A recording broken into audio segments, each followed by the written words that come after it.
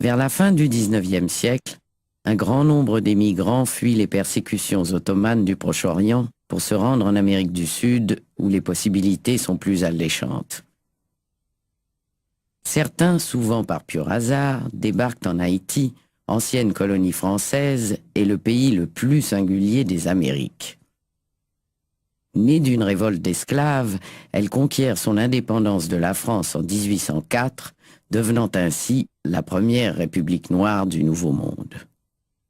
En 1890, c'est à Port-au-Prince, capitale de cette nouvelle nation, que débarque le premier groupe de chrétiens orientaux en provenance du Liban. Ils s'installent tant bien que mal au bord de mer, centre commercial du pays. La population locale les appelle des Syriens.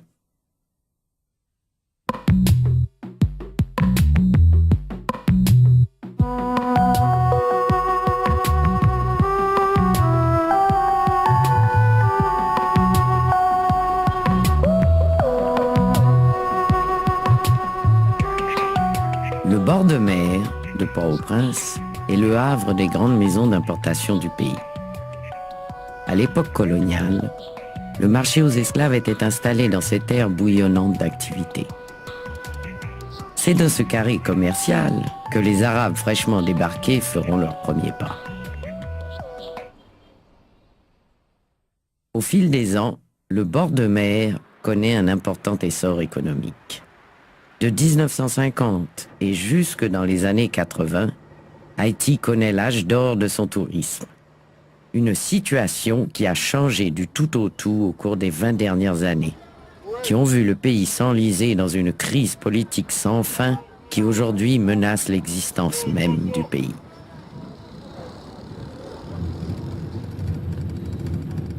Ça devient de plus en plus difficile d'aller au bas de la ville. D'abord, il n'y a pas de parking. Deuxièmement, il y a une explosion démographique extraordinaire. C'est sale, c'est difficile, c'est vraiment... c'est dur.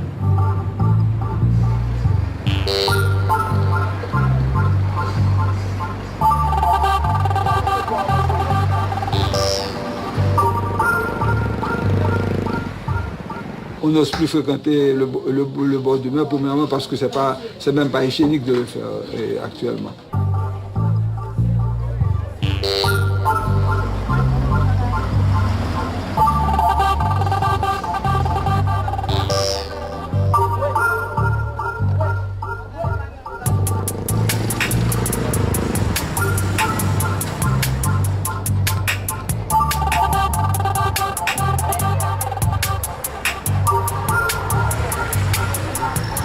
Moi-même personnellement, bon, mais ça, je ne vais pas reconnaître. Et je ne vais pas jamais venir ici à seul, je dis franchement.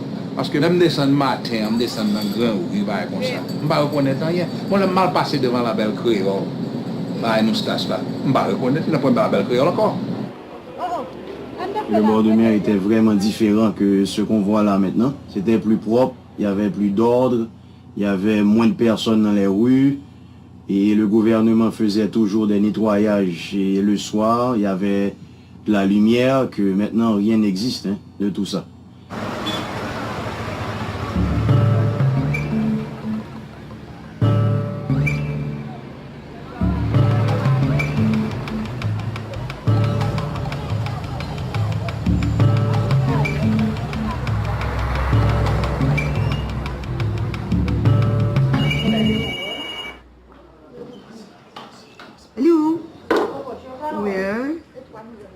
Et oui, tu places la commande.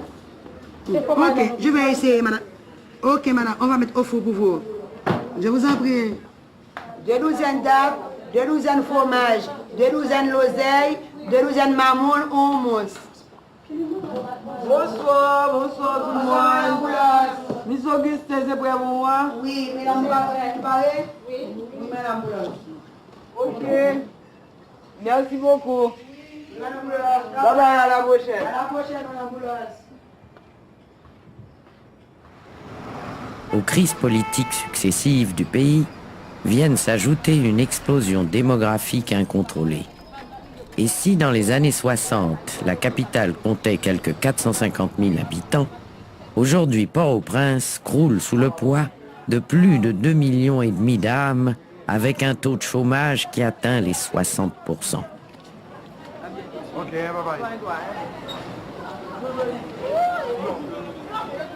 L'insalubrité, l'absence d'hygiène et le congestionnement du bord de mer sont autant de raisons qui ont poussé bon nombre de familles commerçantes à fuir vers les hauteurs de Pétionville.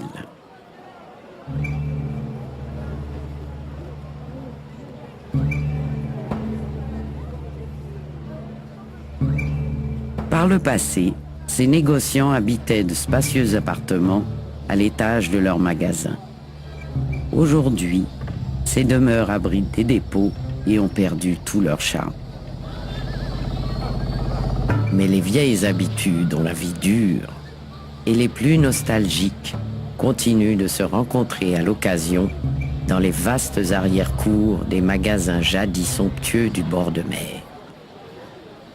Les indépendances d'Amérique latine ne se ressemblent pas.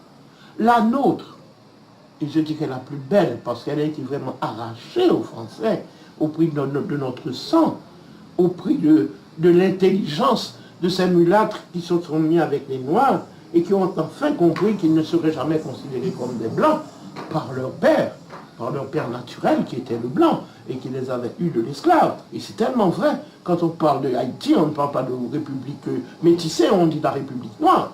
Et nous devons revendiquer parce que, à l'étranger, we are black. Quel que soit notre degré de mulâtrerie, de grimauderie ou n'importe, nous sommes des blacks. N'est-ce pas? Donc ça, c'est une affaire classée. Nous sommes une république noire. Je crois que ça relève un petit peu du même état d'esprit. Nos premières constitutions sont très claires. L'haïtien, par définition, est d'origine africaine. Tandis que des Français ou des Allemands ou des Italiens qui viendront en Haïti, comme ils iront partout à travers l'Amérique, et du Nord et du Sud pendant tout le 19e et le 20e siècle, ils ne pourront jamais devenir ce qu'on appelle un citoyen haïtien d'origine, du fait de leur origine, disons, caucasienne, du fait qu'ils sont blancs. Que tu ressentis ça? Super avec ton voyage. Non, bonjour. Bonjour. Pas bien? Ce séjour a été fructueux. Combien de temps as-tu passé? Oh, un mois. Un mois, on a fait le Liban, la Syrie, que j'adore.